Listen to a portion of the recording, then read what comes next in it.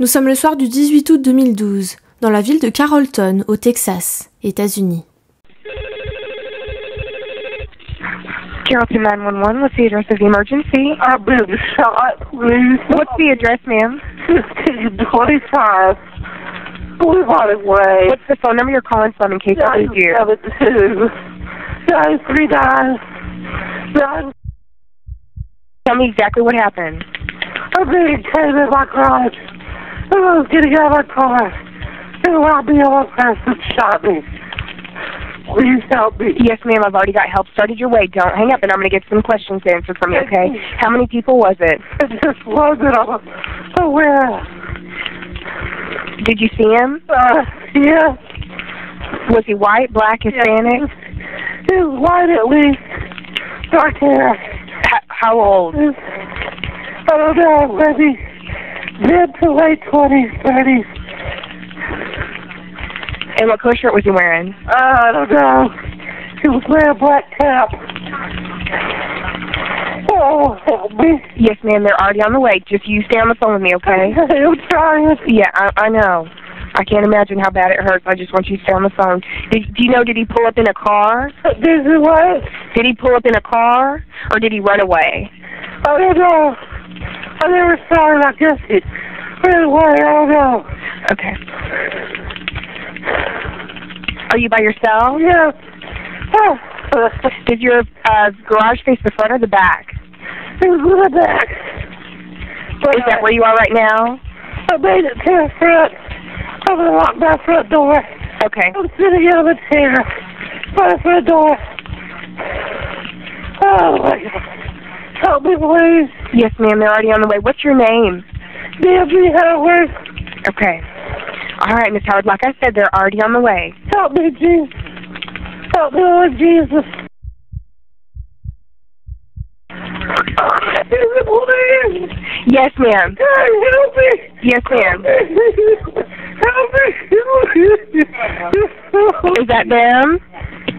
Help me. I don't know what to... Okay, I'm going to let you go, Miss Howard, okay? I'm sorry, but I don't have the energy. Help me.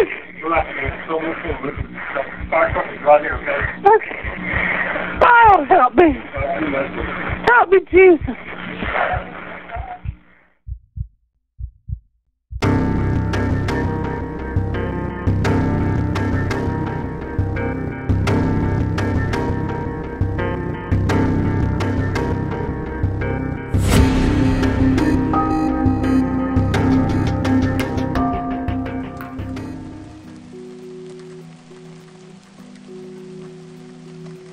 Vers 19h30, Nancy Howard, une Américaine de 53 ans, mère de 3 grands-enfants, quitte sa paroisse située à Farmers Branch, une ville non loin de son domicile, après avoir assisté à un baptême. Sur le chemin du retour, elle s'arrête à Taco Bueno, une chaîne de fast-food, puis rentre dans sa belle maison de briques rouges, située au 1525 Blue Bonnet Way, à Carrollton. Comme vous pouvez le voir sur les images Google Maps, l'entrée du garage se fait de l'autre côté de la porte d'entrée de la maison, sur une autre rue.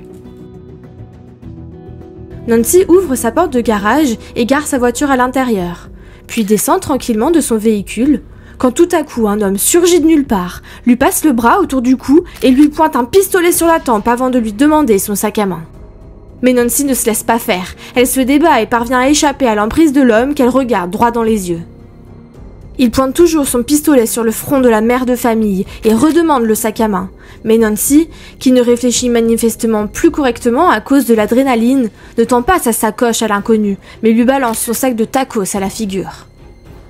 L'homme n'apprécie pas, l'insulte et commence à s'énerver.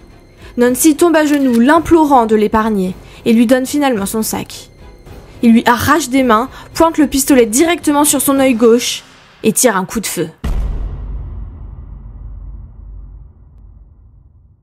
Nancy s'effondre. L'homme s'enfuit avec le sac à main, laissant le sac de nourriture dans l'allée détrempée par la pluie et Nancy saignant sur le sol du garage.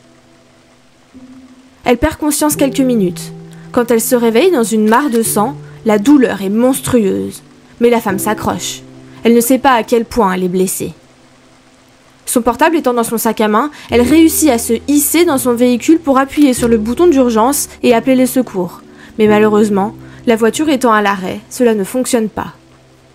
Déterminée à rester en vie, elle se remet difficilement sur pied, entre le code de l'alarme de sa maison et se rend dans la buanderie située à côté du garage. Là, elle se regarde dans le miroir et ce qu'elle voit l'épouvante. Elle se dit qu'elle va mourir. Elle atteint finalement la cuisine et utilise le téléphone fixe pour appeler les secours. Quelques minutes plus tard, policiers et ambulanciers arrivent sur les lieux. Quand un agent lui demande qui a pu faire ça, Nancy répond « Je ne le connais pas. C'était un homme âgé d'une vingtaine d'années avec un menton proéminent, une barbe et il portait des lunettes et une casquette noire. » Nancy est transportée à l'hôpital. Les ambulanciers disent que c'est un miracle qu'elle soit toujours en vie. Selon certaines sources, la mère de famille tombe finalement dans le coma après que la balle lui ait détruit l'œil gauche, ait traversé son visage, sa gorge et soit allée se loger dans son poumon. On cherche à prévenir son mari, Frank, qui voyage actuellement en Californie pour son travail. Mais personne n'arrive à le joindre. C'est alors la fille aînée du couple, Ashley, qui est choisie par la police pour faire le lien entre eux et son père. Cette dernière finit par entrer en contact avec ce dernier et lui annonce la nouvelle. D'après Ashley, il a fondu en larmes au téléphone et a sauté dans un taxi direction l'aéroport. Frank Howard arrive le lendemain matin au chevet de sa femme, rejoint par ses 2 filles et son fils. Il s'effondre à terre en arrivant dans la chambre. Il est manifestement en état de choc et a du mal à gérer la situation. Mais les médecins sont optimistes. Nancy devrait s'en tirer.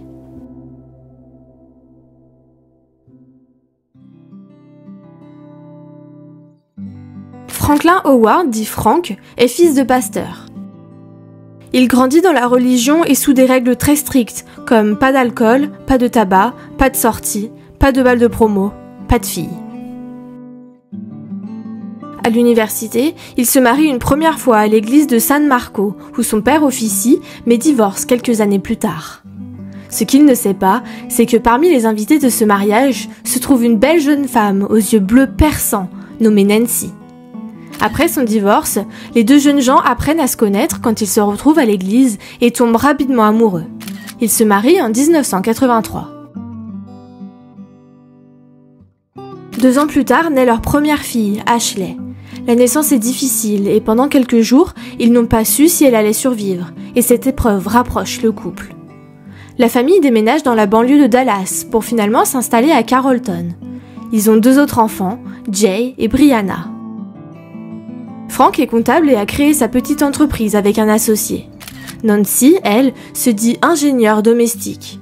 En plus de cuisiner, de faire le ménage et de tenir un planning pour son mari, elle a veillé pendant plus de 20 ans à ce que leurs 3 beaux enfants arrivent à l'heure à l'école et à leurs diverses activités.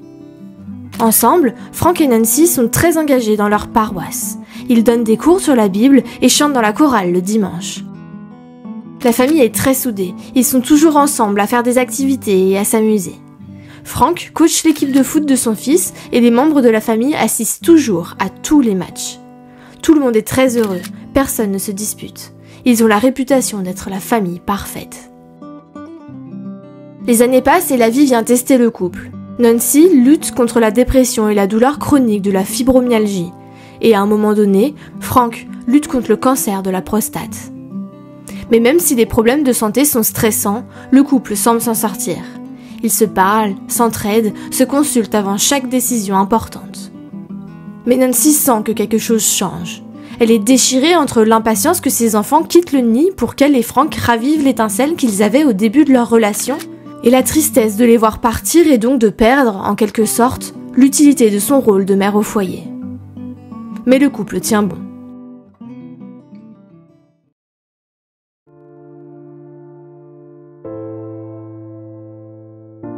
Les médecins sont optimistes donc, et Frank parvient alors à retrouver son calme et accepte de parler à la police. Can you update me on her condition, what the doctors have said? Yes.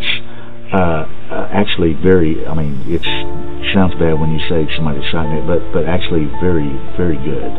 No brain damage, none of that. She'll lose her left eye, but from there it will be cosmetic stuff. What I know about her, it doesn't seem like she would have many problems with anybody. Has she? Oh no, any problems absolutely with not. anybody? Absolutely not. Nancy can be real giving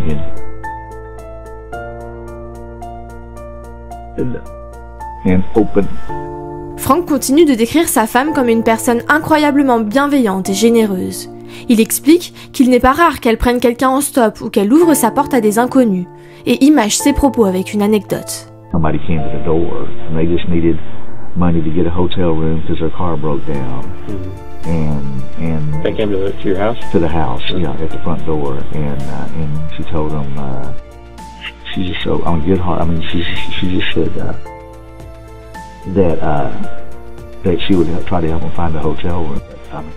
If there's, you know, you put up a reward or do anything like that, I'll Again, whatever. But anyway, once we get to the point where we've exhausted all of our investigative leads, that's another step we would take. I'm just saying, just whatever we need to do. Because obviously money can prompt people to do. Les enquêteurs sont ennuyés. Il apparaît que Nancy n'a aucun ennemi. Comme il pleuvait ce soir-là, les gens étaient chez eux, donc il n'y a aucun témoin. Ils n'ont aucune piste. Would you have a problem if we ran an analysis on your cell phone? Naturellement, ils demandent de pouvoir fouiller le téléphone portable du mari. Et ce qu'ils vont découvrir va tout remettre en question.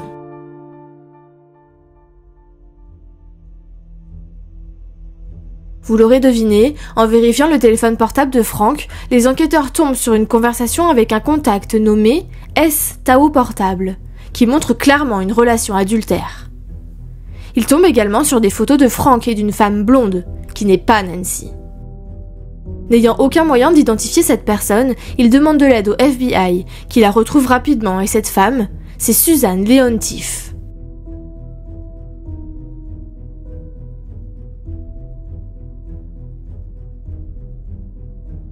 Suzanne Leontief est une hygiéniste dentaire d'une 50aine d'années, originaire de Santa Cruz, Californie.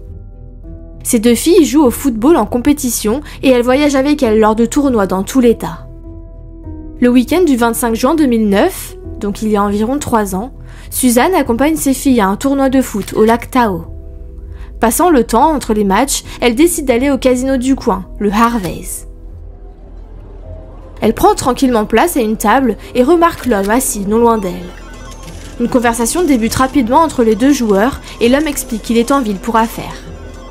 Il est séduisant et il a l'air gentil. Ils boivent quelques verres ensemble tout en discutant jusqu'à ce que Suzanne doive s'en aller. Le soir même, leurs regards se croisent à nouveau quand ils se retrouvent par hasard dans la même salle pour dîner. Ils passent une bonne partie de la nuit à jouer sur les machines à sous et s'échangent finalement leurs numéros. Suzanne est séparée et en plein divorce. L'homme lui dit qu'il est marié mais que son couple ne va pas bien. Qu'il n'est pas heureux, même s'il n'est pas vraiment malheureux non plus. Cet homme, évidemment, c'est Frank Howard. Les enquêteurs, soupçonneux, préviennent l'hôpital qu'ils ne doivent plus laisser Frank visiter Nancy et s'intéressent plus sérieusement à lui. Afin d'en apprendre plus sur la dynamique familiale, ils interrogent les 3 enfants du couple. Ashley devient vite inquiète quant aux questions que les agents lui posent à propos de son père. Pour elle, ces questions sont trop précises. Elle sent que ce n'est pas juste un interrogatoire rapide et banal. Elle en fait part à son père et ce dernier, au pied du mur, est bien obligé d'avouer à sa femme et à ses enfants qu'il a une maîtresse. Tout le monde est sous le choc. Ce père de famille, si droit, si dévoué, si religieux, a une maîtresse ? Il n'y a jamais de bon moment pour se faire prendre en train de tromper sa femme. Mais alors se faire prendre par les policiers alors qu'elle est à l'hôpital après qu'un inconnu lui ait tiré dessus, ça arrive sûrement sur la première place du podium. Nancy est dévastée, surtout qu'elle apprend la nouvelle par téléphone, Frank n'ayant pas le droit de venir la voir. Elle accuse le coup et essaye de se remémorer des souvenirs de ce fameux été.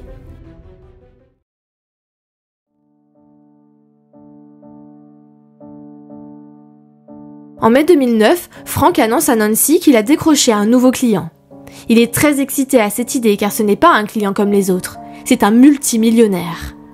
Non seulement le salaire de Frank augmente incroyablement, mais il a aussi à sa disposition le jet privé de son patron qu'il peut utiliser à sa guise. Le seul inconvénient, naturellement, c'est qu'il sera amené à voyager beaucoup plus. Nancy est surprise qu'il ne l'ait pas consulté en premier avant de prendre sa décision. Mais qui aurait pu passer à côté d'une telle opportunité ? Frank lui dit qu'il espère qu'il sera toujours capable de la rendre heureuse. Rapidement donc, Frank part en voyage d'affaires très fréquemment. En Floride, en Californie, en Europe ou au Koweït, et souvent pendant plusieurs semaines. Cet été-là, au mois de juillet, Nancy part en mission en Afrique avec sa plus jeune fille, Brianna. C'est l'occasion de passer du temps ensemble avant que sa fille ne quitte la maison et l'État pour aller à l'université. Quand elles rentrent de leur voyage, Frank les attend à l'aéroport. Mais Nancy remarque que quelque chose chez son mari a changé, même si elle ne peut pas vraiment mettre le doigt dessus. Frank est rarement émotif, mais sur le chemin du retour, il a fondu en larmes.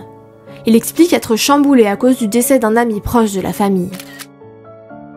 Bien que Frank reste en contact avec sa femme lors de ses voyages, en l'appelant régulièrement ou en lui envoyant des messages, ce n'est pas pareil pour Nancy, qui se sent seule dans cette grande maison vide. En même temps, elle a perdu d'un coup sa plus jeune fille, qui était la dernière à vivre encore chez eux, et son mari qui part voyager tous les 4 matins. Pour elle, le nouveau client de Frank est en train de détruire leur mariage. Le nouveau client de Frank ? Ou bien quelqu'un d'autre ?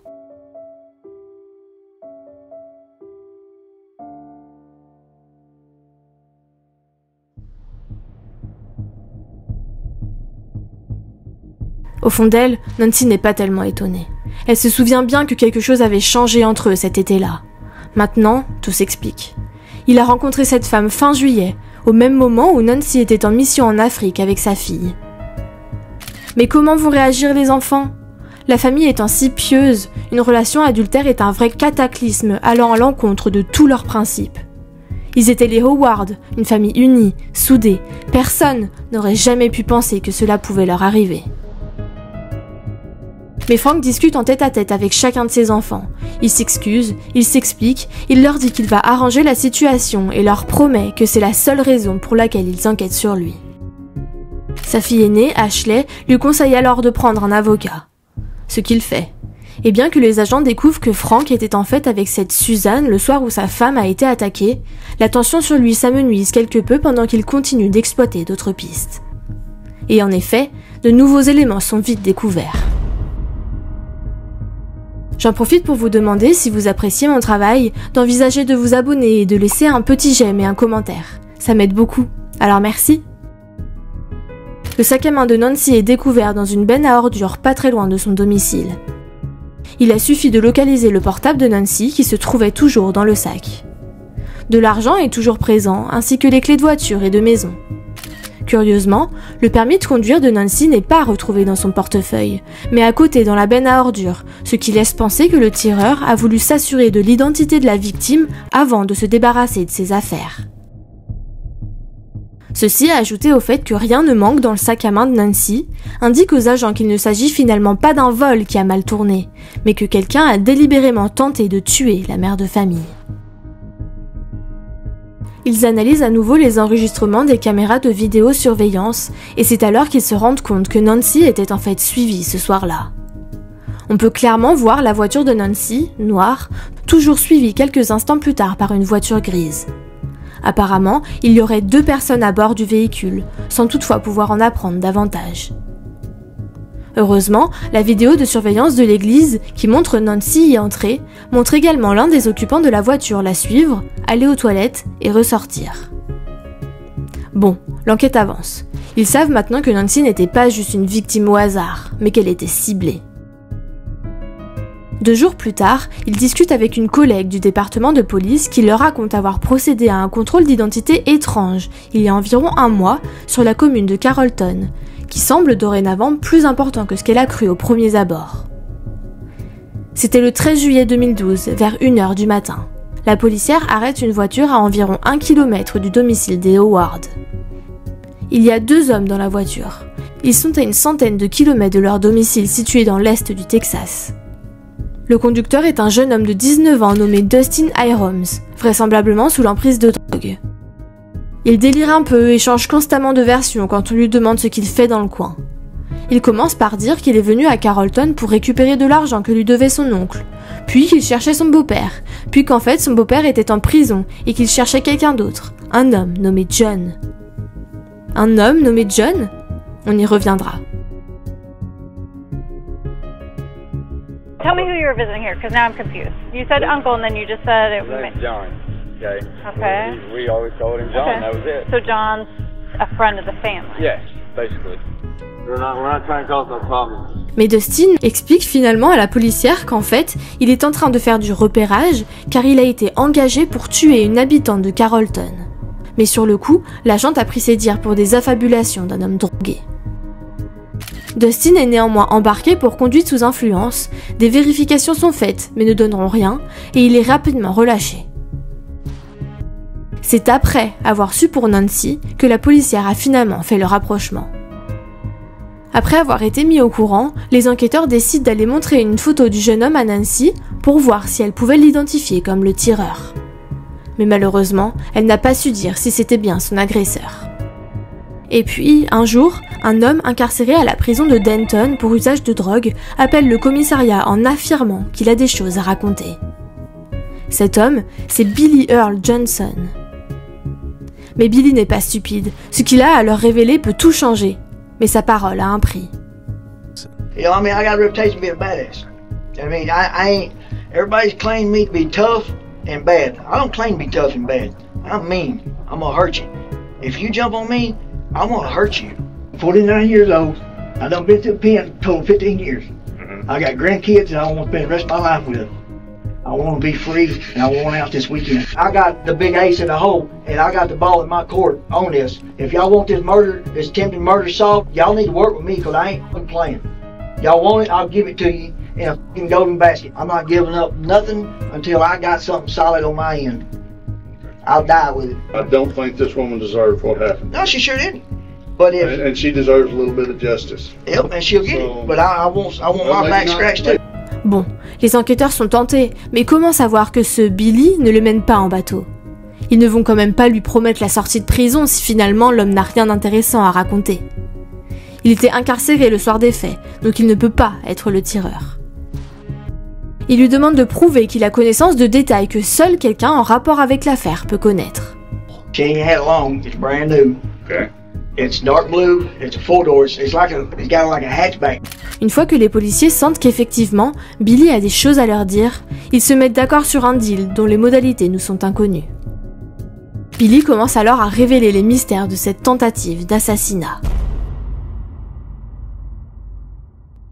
I was laying on the couch and the phone rang. How he got my information from them, I don't know. He just said, you don't know me, told me his name, said, I don't know you, but I was caught word that you might be the one to do a job for me. He wanted it done in an accident so it wouldn't come on him. Like a carjacking, purse snatching. That number right there? 1764. That's John's contact number. If he still got the phone. That's how you call him? Pour information, Billy est le leader d'un gang nommé le Hee-Ho Gang, composé de petits malfaiteurs, en majorité de sa famille. How many conversations have you had with John regarding this being done? Numbers. More than 10? Yeah. More than 20? 50, 60. Donc, il affirme qu'en 2009, un homme nommé John l'a engagé pour tuer Nancy. Mais il dit qu'il savait depuis le début qu'il n'irait jamais au bout. Alors il a essayé de refiler le bébé à quelqu'un de son gang, Charlie Luderman, on y reviendra, tout en faisant en sorte de garder une bonne portion de l'argent que lui donnait John. Billy raconte que depuis, il fait tourner en bourrique John et trouve toujours une bonne excuse à pourquoi il n'a pas encore pu tuer Nancy. Ce soir-là, il y avait des policiers dans le coin, un autre jour, il y avait trop de monde, etc. Tout en s'assurant de recevoir toujours plus d'argent de la part de John, voire même des avantages en nature comme des voitures ou des armes. Ils se sont retrouvés la première fois sur le parking d'un magasin d'une ville quelconque. John a remis à Billy une enveloppe marron contenant $60,000 en espèces, ainsi qu'une photo de Nancy Howard. Il lui a dit de faire croire que c'était un accident.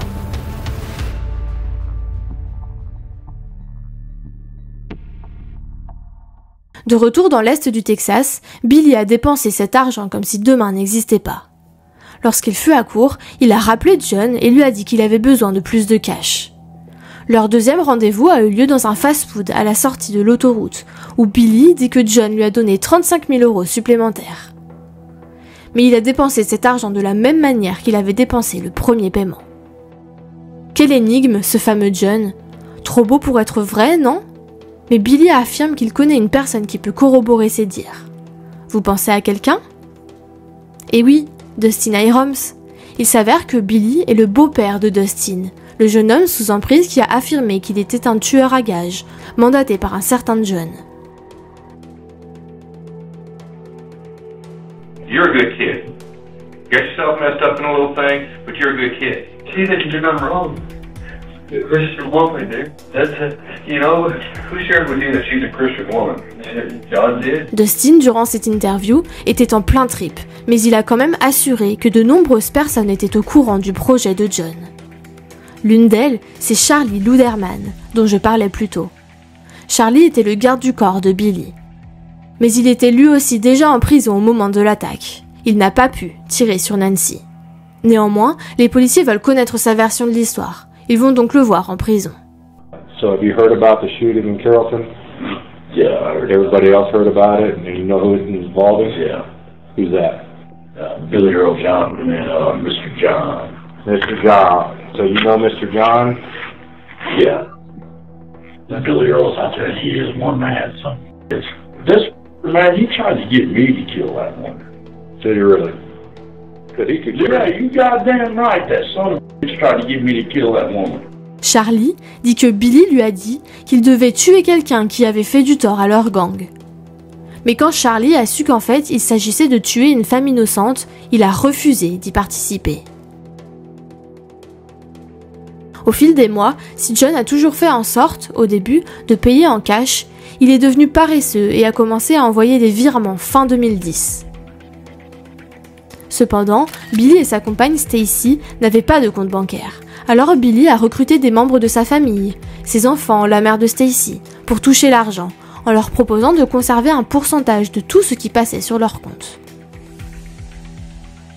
Pour en revenir à Charlie, il donne finalement une information capitale aux policiers. Il sait que Stacy, la compagne de Billy, a un jour pris en photo John à bord de sa voiture lors d'un rendez-vous et l'a envoyé à sa mère en lui disant « Garde-la si quelque chose nous arrive ». Il récupère donc cette photo. Et là, tout fait sens. Vous l'aurez deviné, ce fameux John, c'est John Franklin Howard, dit Frank Howard, le mari de Nancy depuis 30 ans. Frank a comploté pendant plus de 3 ans pour faire éliminer sa femme, mais s'est fait berner par ceux qui l'avaient engagé. Il est mis en examen pour tentative de meurtre qualifié. Sa caution est portée à $1 million. Ses enfants sont sous le choc et ne croient pas que leur père ait pu faire une chose pareille. Nancy, elle aussi, a du mal à l'admettre. Frank répète jour après jour qu'il n'y est pour rien, et Nancy le croit.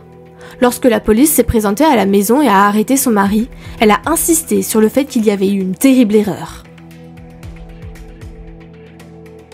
Well, you know, I was totally in shock.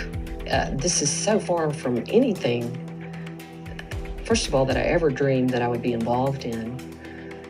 But second of all, I mean, it all came at the same time. I'm shot, and then I find out my husband has been having a 3-year affair. I was in disbelief. It was so far-fetched. Cette accusation a également choqué l'entourage et les amis du couple, Frank ayant toujours semblé si digne de confiance. Nous pensions qu'il était l'exemple même d'un bon chrétien, explique la tante de Nancy. Lors de son audience pour sa caution, la salle était remplie de supporters, dont la majorité a témoigné en faveur de l'homme. Ils se sont d'ailleurs mis tous ensemble pour réunir l'argent qu'il faut pour faire sortir Frank de prison. C'est donc un homme libre qui l'attendra à la tenue de son procès. Mais une question subsiste. Qui a tiré sur Nancy ? Qui conduisait la voiture ?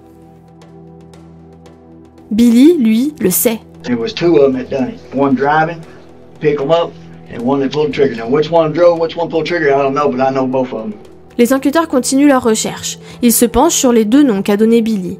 Michael Speck, son neveu, et Michael Lawrence, un ami de ce dernier. Mais il faut maintenant savoir qui a fait quoi. Pour cela, les policiers récupèrent les enregistrements des appels téléphoniques que Billy a passés en prison. Et une voix leur paraît familière. Hey.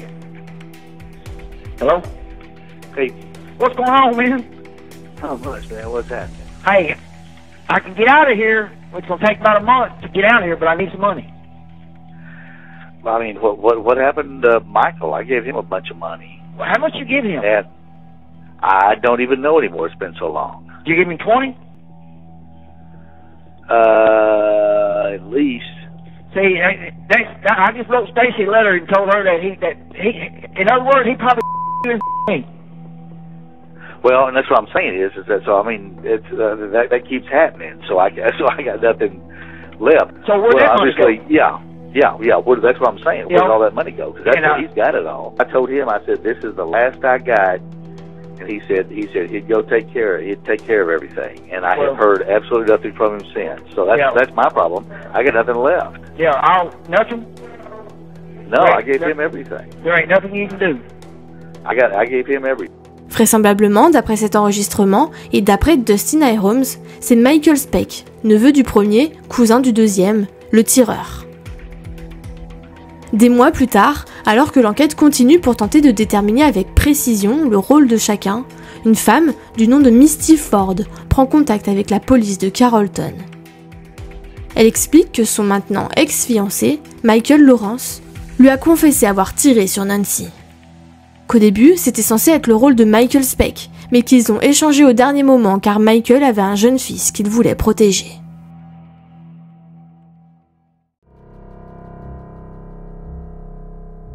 Nancy, initialement contre l'idée que son mari ait pu lui faire du mal, passe les 2 ans qui suivent en attendant le procès à se remémorer les derniers moments de son couple. Finalement, elle décide de divorcer de Frank et de reprendre son nom de jeune fille, Shore. Toutefois, elle dit que si Frank est acquitté, elle serait disposée à reconstruire leur relation et à se remarier avec lui. De son côté, Frank est confiant. Il continue de nier son implication dans cette affreuse agression. Did you have anything to do with your wife being shot that day in your garage? No, I did not. I absolutely did not. Le procès débute en août 2014. Frank porte toujours son alliance. Il plaide non coupable. Les proches de Frank sont rassemblés d'un côté de la salle d'audience et ceux de Nancy de l'autre côté. Ses filles le soutiennent contre vents et marées. Elles n'ont absolument aucun doute sur l'innocence de leur père. A very specific type of evil person that tries to kill their spouse. And my dad is just not that person. You know, having an affair is a human mistake. Trying to murder someone is not human. No human would do that. And I'm sorry, my dad is a human. Humans make mistakes. It was such a huge leap to what they were accusing him of, and I had never felt like my dad hated the kids enough to do that to our mom, and he never hated my mom, never talked poorly about my mom enough to do that. I was just very, focused on the goal, focused on what we're here for, and it was my dad all the way. Mais les preuves ne manquent pas. L'enregistrement de la conversation téléphonique entre Frank et Billy montre clairement que Frank est impliqué. Des rapports téléphoniques montrent de nombreuses conversations entre lui et Michael Speck, celui qui était censé être le tireur, dont la majorité date du jour de l'agression de Nancy. Chacun des membres du gang accrédite la version des autres et tous sont unanimes sur un point. Ils ont reçu de l'argent de la part de John pour tuer Nancy. Naturellement, tous les virements bancaires effectués en faveur des membres du Hee-Ho Gang ont été retrouvés. Un comble pour un comptable, non? Mais ce n'est pas tout en ce qui concerne sa gestion de l'argent. Il apparaît que Frank a acheté une maison en Californie, où il vit avec Suzanne, ainsi qu'un appartement et un chalet sur le lac Tahoe, et qu'il lui a donné de l'argent pour payer l'université de sa fille. Le tout entrecoupé de voyages par-ci, de sorties par-là, pour un total d'environ 3 millions de dollars. Mais le souci, c'est que bien que Frank touchait un bon salaire pour son poste de chef comptable pour son gros client, jamais il n'aurait eu les fonds nécessaires pour se permettre ce mode de vie et pour verser également des millions aux membres du gang. En fait, il a été prouvé que Frank, le gentil comptable, a détourné près de 6 millions de dollars de la société pour laquelle il travaillait, utilisant son poste pour signer des chèques ou ses connaissances comptables de la société. Mais qu'en est-il du mobile? Pourquoi avoir voulu tuer Nancy en premier lieu? L'enquête démontre qu'apparemment, malgré tous les cadeaux et la belle vie que lui offrait Frank, Suzanne en a eu assez d'être l'autre femme. Elle aurait commencé à faire pression sur Frank pour qu'il divorce réellement, car visiblement, le divorce s'éternisait, car bien qu'il lui en ait parlé très rapidement, il avait toujours une bonne excuse. Nancy était malade, sa fille se mariait, etc. On sait maintenant pourquoi ça s'éternisait. La police a trouvé une lettre de Frank datée de décembre 2011, 8 mois avant l'agression, implorant Suzanne d'être patiente. Il écrit, je cite, « Tout ce que je sais faire, c'est effectuer des tâches. » Une prémonition ? En tout cas, Suzanne ne l'entend pas de cette oreille. Elle envoie un SMS à Frank quelques mois avant l'agression et écrit « Je n'en peux plus d'être seule. Tu dois demander le divorce d'ici vendredi ou je m'en vais. J'ai assez attendu. » Mais l'homme a visiblement fait entendre raison à son amante car le 18 août 2012, le soir de l'agression, ils étaient ensemble dans leur propriété du lac Tahoe en Californie.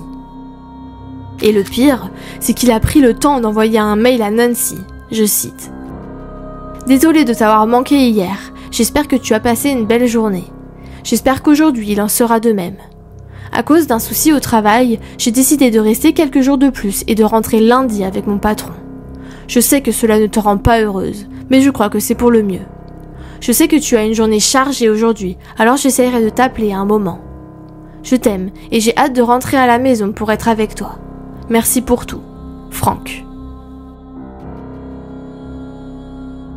I know you have a busy day today, because he knows her schedule. He's provided it to the two Michaels. So I will try to call you sometime today. I love you and can't wait to get home to you. That's sick. That is sick.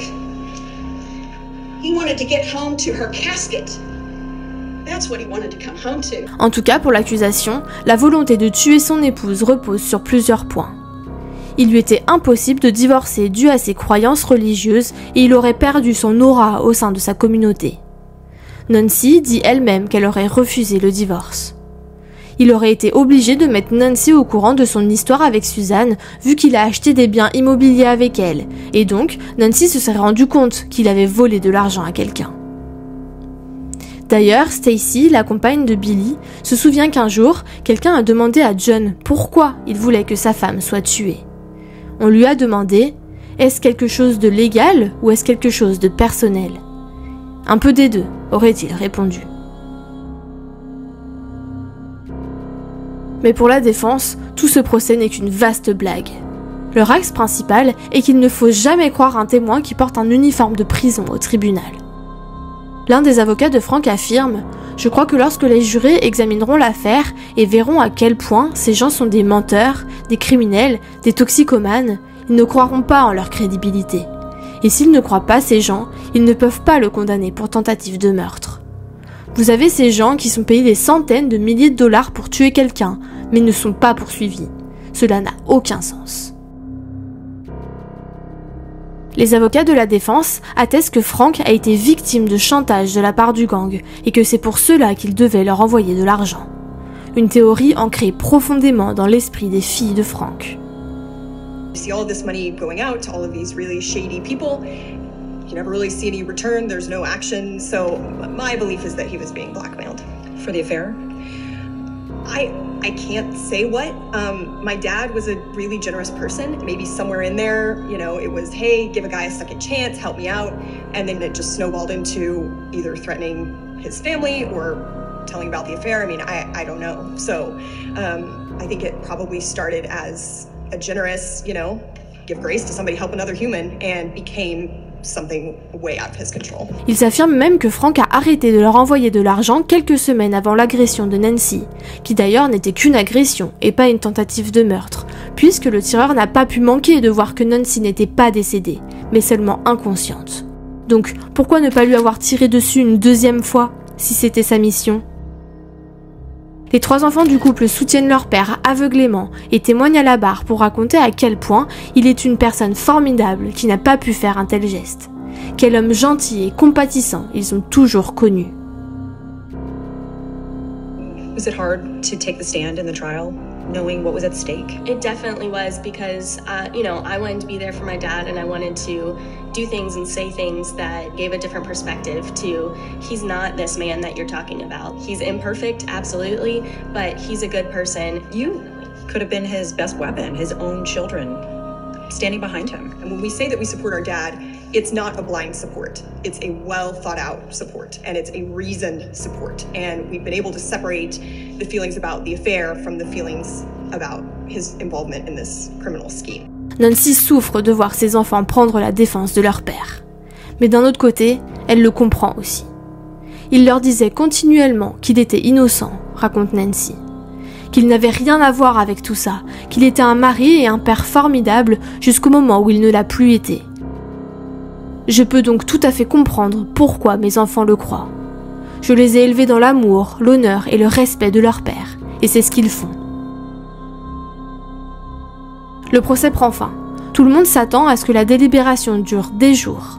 Mais en 2 heures seulement, le jury a pris sa décision. We, the jury, find the defendant, John Howard, guilty of the offense of attempted capital murder as alleged in the indictment. Frank Howard a été condamné à la prison à vie. Il devra purger au minimum 30 ans avant de pouvoir bénéficier d'une libération conditionnelle. Il aura alors environ 85 ans. Ashley, Jay et Brianna sont furieux. Ils veulent se battre. Our reaction is, well, now we have to appeal. So you didn't even let the guilty process? No, I mean, because for me, that was the plan. Not guilty, we move on. Guilty, we appeal. There's no, let's all cry and hold hands and be sad because Dad is in jail for... No, we're gonna appeal. It's probably easier to cope that way, I would think. Yeah, at first there's kind of shock, and then it's like, you're just angry. You're angry that they didn't, because, you know, you don't feel like they got the truth. There are going to be people watching this saying, you two girls are delusional. Your dad was found guilty of trying to have your mom killed, and here you are supporting your dad. I get that, but I would say those people that think that we're delusional have not shared our experiences. They haven't sat down, they haven't gone to jail, sat behind that glass, picked up that phone, and talked to the same man that they've been talking to for the last 28 years. And you can say all day long, oh, that poor girl, you know, she just wants to support her dad. Let's be very clear. I think that justice needs to be served. I don't think it has been. And I think it's unfortunate that now we're all going to say we've gotten justice for my mom, and that man is a terrible human being. And the truth is, there's no justice for my mom, and now there's no justice for my dad. L'appel a été rejeté. Frank est définitivement considéré comme coupable d'avoir commandité l'assassinat de sa femme, même si celle-ci a miraculeusement survécu.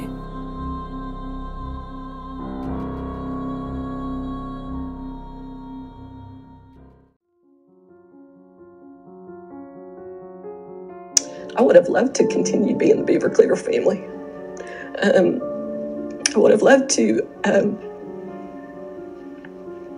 continue being married to Frank because I loved that man with all my heart. And that man loved me at some point. But there was obviously a change in who he was and is. Nancy n'a pas revu ni entendu parler de Frank depuis son incarcération. Même si elle a pensé à lui rendre visite, elle garde pour l'instant ses distances. Mais il y a une question qui la préoccupe et qu'elle lui poserait si elle le pouvait. Qu'est-il arrivé à notre mariage ? Qu'est-ce qui l'a poussé à vouloir s'égarer et trouver une autre femme ? Je sais que l'agression devrait être la partie la plus dévastatrice, mais c'est ça, pour moi, la partie la plus dévastatrice.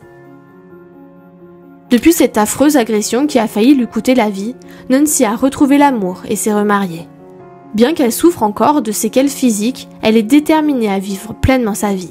Concernant ses enfants, et surtout ses filles, ils ont fait amende honorable et ont depuis rétabli leur relation avec leur mère. Nancy est devenue grand-mère et est très proche de ses petits-enfants qui lui rendent souvent visite. Et c'était la terrible histoire de la tentative de meurtre de Nancy Howard, qui, heureusement, finit bien. Si cet épisode vous a plu, abonnez-vous!